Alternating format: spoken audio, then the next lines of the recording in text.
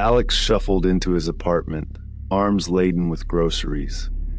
Each bag seemed to weigh a ton, but he managed to heave them onto the kitchen counter without incident.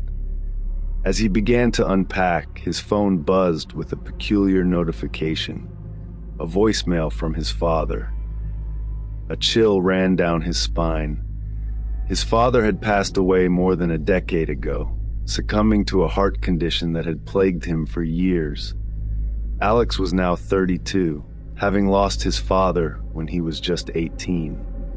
Rational thought suggested that his father's old phone number had been reassigned, and this new owner had mistakenly dialed Alex's number. Yet, when he checked his call log, no incoming calls were recorded. Only the voicemail remained, an enigmatic digital footprint. Curiosity warred with apprehension, but Alex's habitual avoidance of voicemails won out. He deleted the notification without listening. The following day, as dawn crept through his curtains and he prepared for work, another message arrived. Missed call at 6:58. Check voicemail. The same impersonal reminder, yet no evidence of any call. This time, curiosity overcame his reluctance. The first message was unsettlingly familiar. "Alex, can you hear me?" His father's voice, unmistakable even through the static, echoed in his ears. The second message only deepened the mystery. "Alex, it's important. Please, listen." These inexplicable messages, seemingly from beyond the grave, troubled Alex deeply. He mentioned them to a friend over drinks, seeking a rational explanation, or at least shared bewilderment. His friend, half joking, half serious, suggested calling back. A call to the number yielded nothing but an invitation to leave a message after the tone. Alex's message was a mix of confusion, frustration, and a plea for an end to these disturbing communications. The situation escalated with more notifications, more voicemails, each more desperate than the last. "Alex, why aren't you answering? You must understand."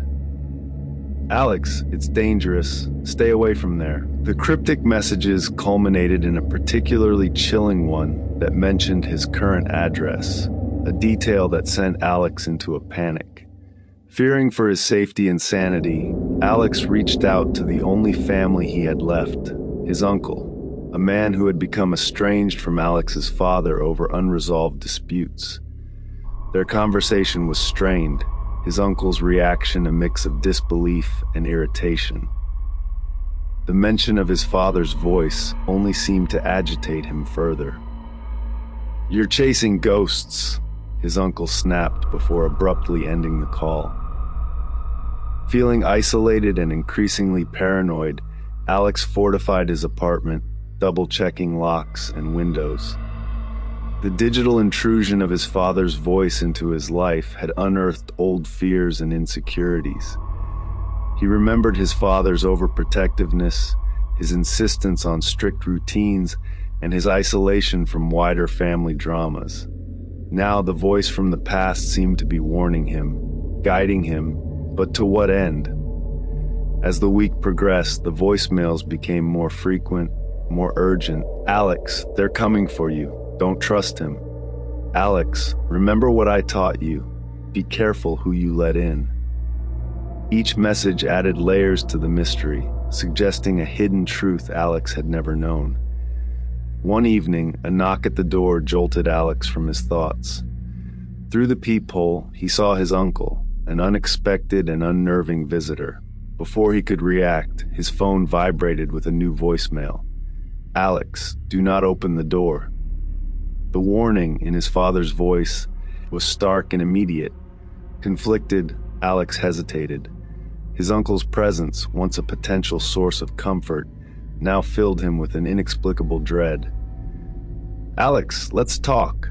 I know things are confusing, but I can explain," his uncle called from the other side of the door, his tone earnest yet somehow off. The phone vibrated again, another message arriving. "Alex, listen to me very carefully." The voice trailed off, the message unfinished, leaving a palpable sense of urgency hanging in the air. As Alex stood frozen, caught between the voice from his past and the figure at his door, the story reaches a crucial juncture. The mysteries of his father's death, the cryptic warnings, and the true intentions of his uncle remain unresolved, propelling Alex into an uncertain and dangerous future. With his heart racing, Alex faced a pivotal decision. The conflicting voices of his deceased father, echoing through the voicemails, and his living uncle waiting just beyond the door, filled him with an overwhelming sense of dread. Yet, the urgency in his father's posthumous warnings pushed him towards a course of action he had never anticipated. Ignoring the pounding at the door, Alex grabbed his phone and, with a deep breath, played the latest voicemail once more. "Alex, listen to me very carefully," his father's voice said, the static crackling more intensely as if straining to bridge a vast distance. "Trust your instincts, Alex. Remember the summer at the cabin when I taught you the truth about our family, about our legacy." The memory hit Alex like a bolt of lightning. He had almost forgotten that summer, when his father revealed the existence of a secret society, one that had been in their family for generations. His father had been a key figure in this society, which was dedicated to protecting ancient knowledge and artifacts. The revelation had seemed too fantastical at the time, and Alex had dismissed it as the product of his father's imagination, exacerbated by his illness. But now the pieces began to fall into place. The warnings, the urgency, the knowledge of his current address, all suggested that his father's involvement with this secret society was not a delusion. And if his father was to be believed, then his uncle might be involved too, but on the opposite side, seeking to exploit the society's secrets for personal gain. With resolve hardening, Alex moved away from the door, ignoring his uncle's continued pleas. He found his father's old journal, hidden away in a box of mementos, and began to search for anything that could help him understand the danger he was in. The journal was filled with cryptic notes, diagrams, and references to locations that Alex recognized from his childhood. As he pieced together his father's cryptic clues, another realization dawned on him. The voicemails. They weren't just recordings.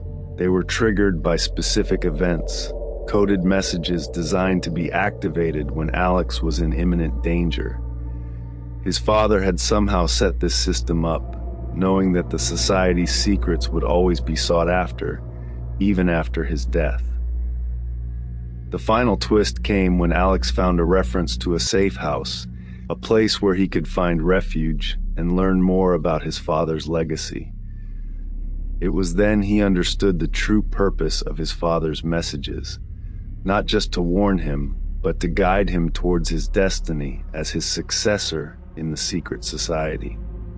As he prepared to leave, avoiding confrontation with his uncle, Alex's phone buzzed one last time.